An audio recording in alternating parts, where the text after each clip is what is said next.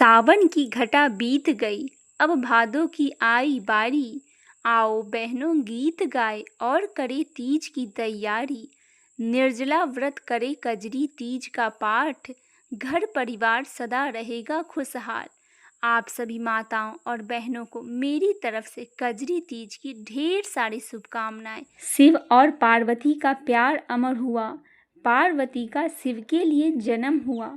एक दूसरे के बिना इनका जीवन अधूरा है, इन दोनों के मिलने से ही संसार पूरा है। कजरी तीज को कजली तीज, बड़ी तीज और बूढ़ी तीज और सातुरी तीज के नाम से भी जाना जाता है। भगवान शिव और माता पार्वती को समर्पित कजरी तीज का व्रत आज यानी कि 12 अगस्त दिन मंगलवार को रखा जाएगा।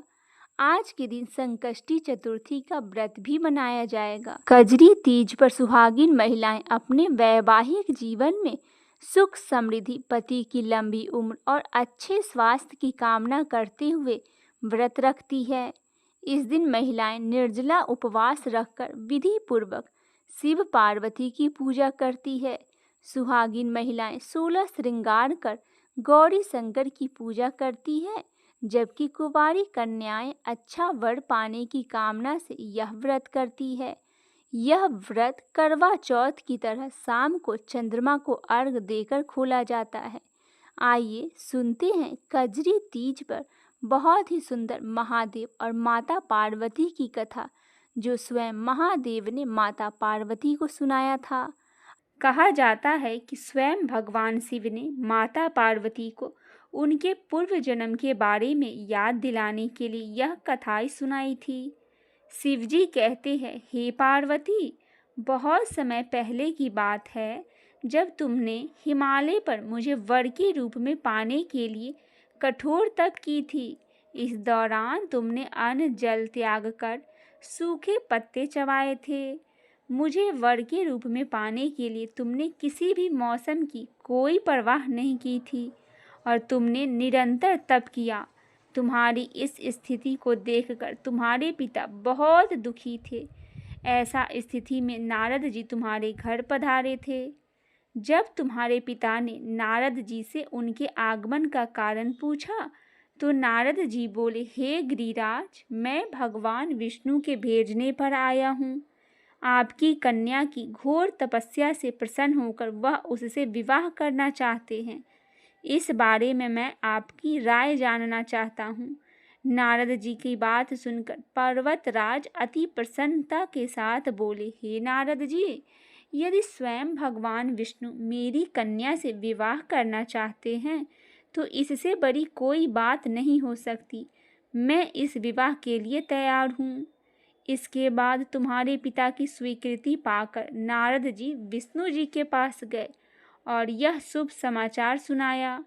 लेकिन जब तुम्हें इस विवाह के बारे में पता चला तो तुम बहुत दुखी हुई और तुम मुझे मन से अपना पति मान चुकी थी।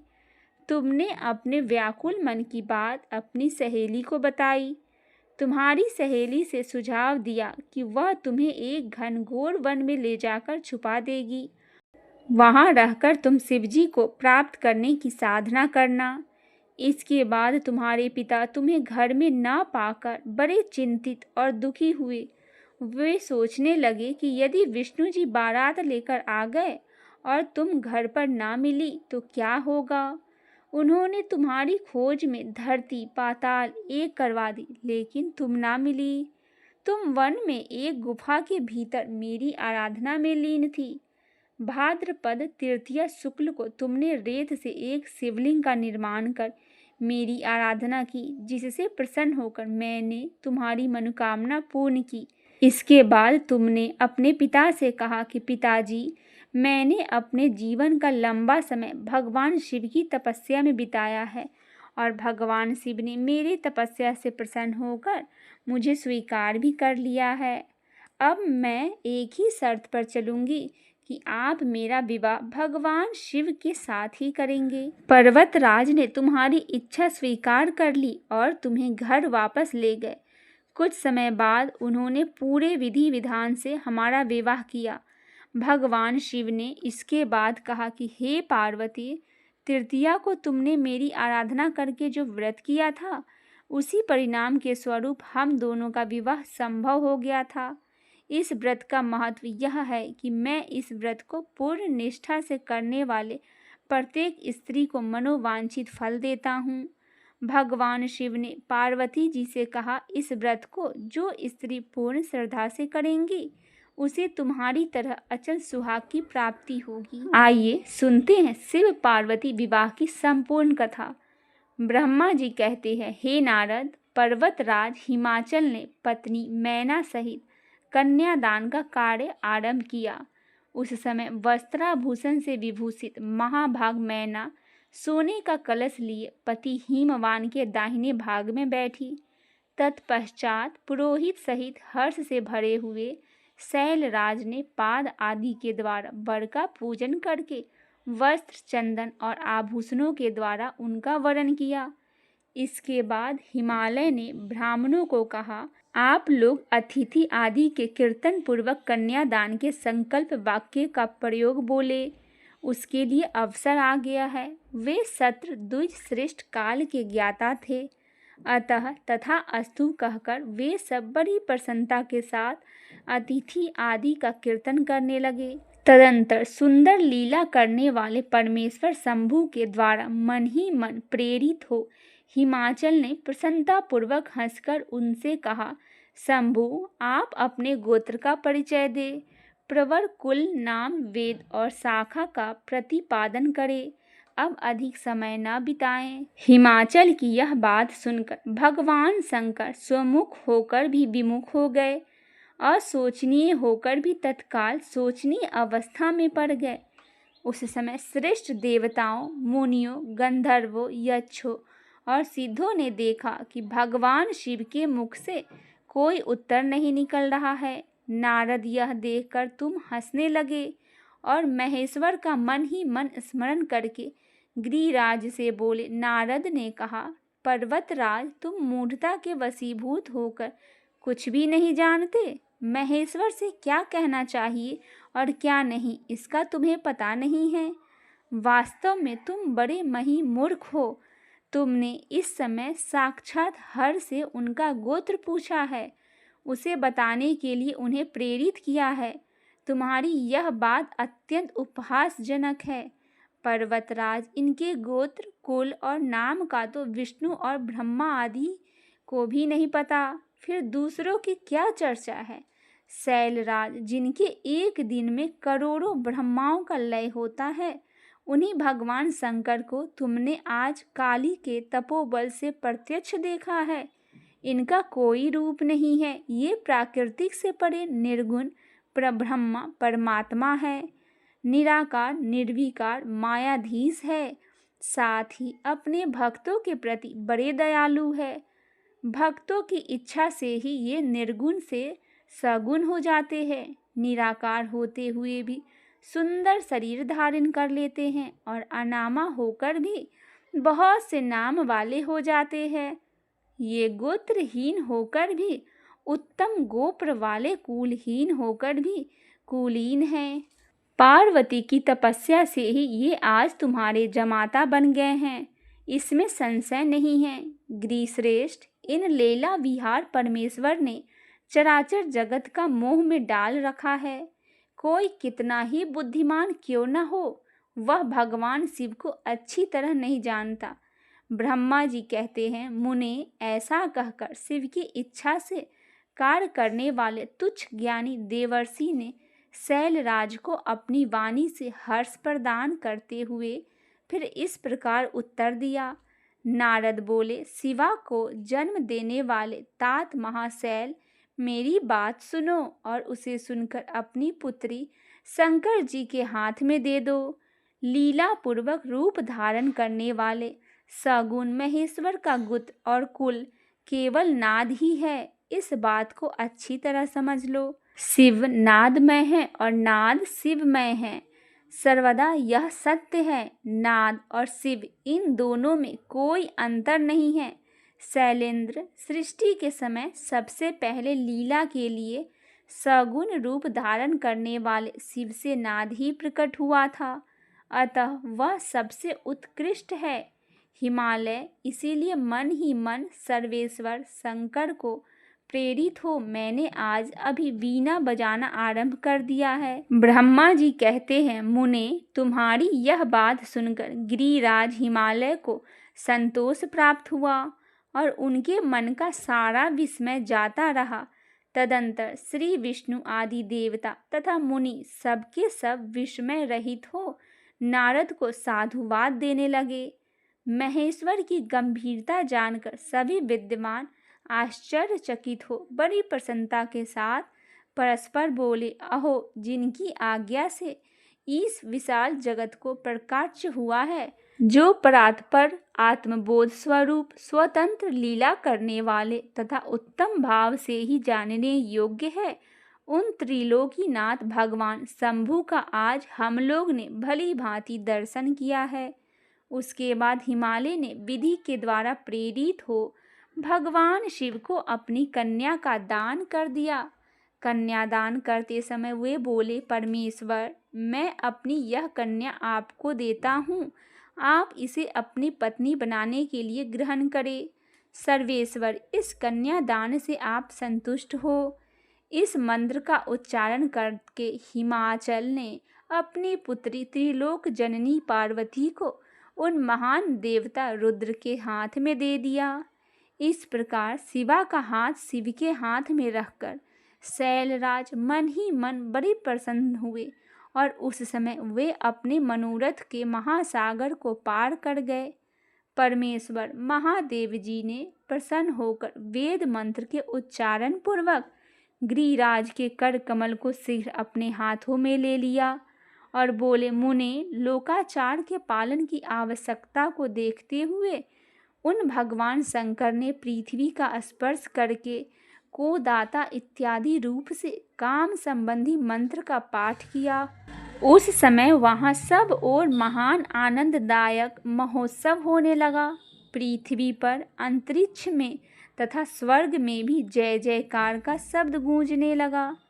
सब लोग अत्यंत हर्ष से भरकर साधुवाद देने और नमस्कार करने लगे। गंधर्वगण प्रेम पूर्वक गाने लगे और अप्सराएं नृत्य करने लगी। हिमाचल के नगर में लोग अपने मन में परम आनंद का अनुभव करने लगे। उस समय महान उत्सव के साथ परम मंडल बनाया गया और मैं, विष्णु, इंद्र, देवगण तथा संपूर्ण मुनि हर्ष में भर गए। हम सबके मुखावृंद से प्रसन्नता से खिले हुए थे। तदंतर शैलराज हिमाचल ने अत्यंत प्रसन्न हो शिव के लिए कन्यादान की यथोचित रजामंदी प्रदान की। तत्पश्चात उनके बंधुजनों ने भक्ति पूर्वक शिव का पूजन करके नाना विधि विधान से भगवान शिव को उत्तम द्रव्य समर्पित किया। हिमालय ने दहेज में अनेक प्रकार के द्रव्य, रत्न, पात्र, 1,00,000 सुसज्जित गाय, 1,00,000 सजे सजाए घोड़े, करोड़ों हाथी और उतने ही सुवर्ण जटित रथ आदि वस्तुएं दी। इस प्रकार परमात्मा शिव को विधि पूर्वक अपनी पुत्री कल्याणमयी पार्वती का दान करके हिमालय कृतार्थ हो गए। इसके बाद शैलराज ने यजुर्वेद की माथेयंदनी शाखा में वर्णित स्तोत्र के द्वारा दोनों हाथ जोड़ प्रसन्नतापूर्वक उत्तम वाणी में परमेश्वर शिव की स्तुति की। तत्पश्चात वेद वक्ता ने हिमाचल को आज्ञा देने पर मुनियों ने बड़े उत्साह के साथ शिवा के सिर पर अभिषेक किया और महादेव जी के नाम लेकर उसे अभिषेक की विधि पूरी की। उस समय बड़ा आनंददायक महोत्सव हो रहा था। ब्रह्मा जी कहते हैं, नारद, तदंतर मेरी आज्ञा पाकर महेश्वर ने ब्राह्मणों द्वारा अग्नि की स्थापना करवाई और पार्वती जी को अपने आगे बिठाकर यहाँ ऋग्वेद, यजुर्वेद तथा सामवेद के मंत्रों द्वारा अग्नि में आहुतियाँ दी। हे तात, उस समय काली के भाई अथवा पार्वती के भाई मैनाक ने लावा की अंजलि दी और काली तथा शिव दोनों ने आहुति देकर लोकाचार का आश्रय ले प्रसन्नता पूर्वक अग्निदेव की परिक्रमा की। नारद, तदंतर शिव की आज्ञा से मुनियों सहित मैंने शिक्षा शिव विवाह का शेष कार्य प्रसन्नता पूर्वक पूरा किया। फिर उन दोनों दंपति के मस्तक का अभिषेक हुआ। ब्राह्मणों ने उन्हें आश्रय पूर्वक ध्रुव का दर्शन करवाया। तत्पश्चात हृदयालंबन का कार्य हुआ। फिर बड़े उत्साह के साथ स्वस्ति वाचन किया गया। इसके पश्चात ब्राह्मणों की आज्ञा से शिव ने शिवा के सिर में सिंदूर दान किया। उस समय गिरजा नंदिनी उमा की शोभा अद्भुत और अवर्णनीय हो गई थी। फिर ब्राह्मणों के आदेश से वे शिव दंपति एक आसन पर विराजमान हो भक्तों के चित्त के आनंद देने वाली उत्तम शोभा पाने लगे।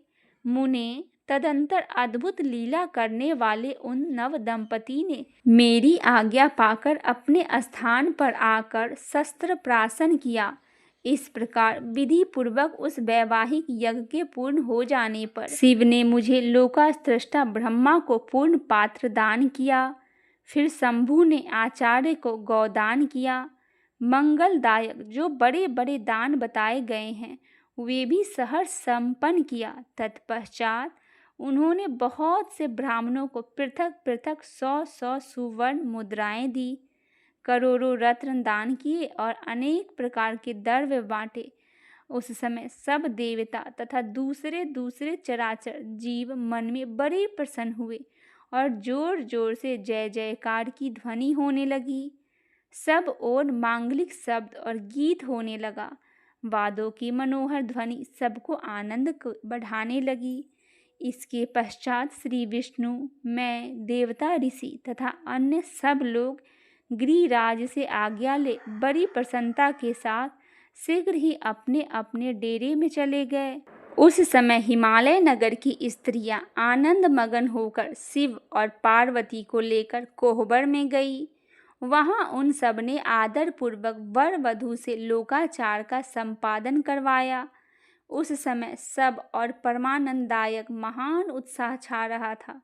तदंतर वे स्त्रियां उन लोक कल्याणकारी दंपति को साथ ले परम दिव्य वास भवन में ले गई और वहां भी प्रसन्नता पूर्वक लोकाचार का संपादन किया। इसके बाद गिरिराज के नगर में स्त्रियों के समीप आकर मंगल कृत्य करके उन नव दंपति को केली गृह में पहुंचाया गया और जय ध्वनि करती हुई उनके गठबंधन की गांठ खोलने आदि का कार्य संपन्न किया गया।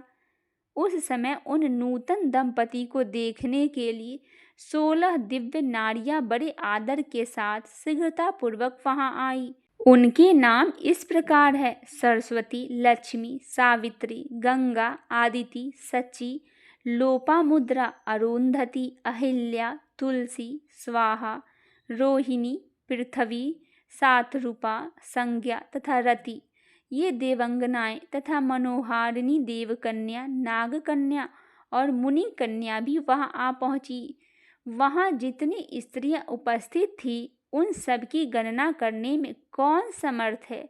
उनके दिए हुए रत्नमय सिंहासन पर भगवान शिव प्रसन्नता पूर्वक बैठे। उस समय भगवान शिव ने नाना प्रकार की विनोदपूर्ण बातें कही। तदंतर प्रसन्नचित हुए महेश्वर ने अपनी पत्नी के साथ मिष्ठांतर भोजन कर आचमन करके कपूर डाला हुआ पान खाया। इसी अवसर पर अनुकूल समय जान प्रसन्न हुई रति ने दीन वत्सल भगवान शंकर से कहा, भगवान, पार्वती का पानी ग्रहण करके आपने अत्यंत दुर्लभ सौभाग्य प्राप्त किया है। बताइए, मेरे प्राणनाथ को जो सर्वदा स्वार्थ रहित थे आपने क्यों भस्म कर डाला? अब यहाँ मेरे पति को जीवित कीजिए और अपने अंतःकरण में काम संबंधी व्यापार को जगाइए। आपको और मुझे को जो सम्मान रूप से वियोग जनित संताप प्राप्त हुआ है उसे दूर कीजिए। महेश्वर, आपके इस विवाह उत्सव में सब लोग सुखी हुए हैं, केवल मैं ही अपने पति के बिना दुख में डूबी हुई हूँ। हे देव, हे शंकर, प्रसन्न होइए और मुझे सनाथ कीजिए। दीन बंधु परम प्रभु, अपनी कही हुई बात को सत्य कीजिए। चराचर प्राणियों सहित तीनों लोकों में आपके सिवा दूसरा कौन है जो मेरा दुख का नाश करने में समर्थ हो। ऐसा जानकर आप मुझ पर दया कीजिए। दीनों पर दया करने वाले नाथ, सबको आनंद प्रदान या करने वाले, अपने इस विवाह उत्सव में मुझे भी और उत्सव संपन्न बनाइए। मेरे प्राणनाथ के जीवित होने पर ही प्रिय पार्वती के साथ आपका सुंदर विहार परिपूर्ण होगा, इसमें संशय नहीं है। हे सर्वेश्वर, आप सब कुछ करने में समर्थ है, क्योंकि आप ही परमेश्वर है। यहाँ अधिक कहने से क्या लाभ। सर्वेश्वर, आप शीघ्र मेरे पति को जीवित कीजिए। ऐसा कहकर रति ने गांठ में बंधा हुआ कामदेव के शरीर का भस्म शंभु को दे दिया और उनके सामने हे नाथ कहकर रोने लगी। रति का रोदन सुनकर सरस्वती आदि सभी देवियां रोने लगी और अत्यंत दीन वाणी में बोली, प्रभु, आपका नाम भक्त वत्सल है।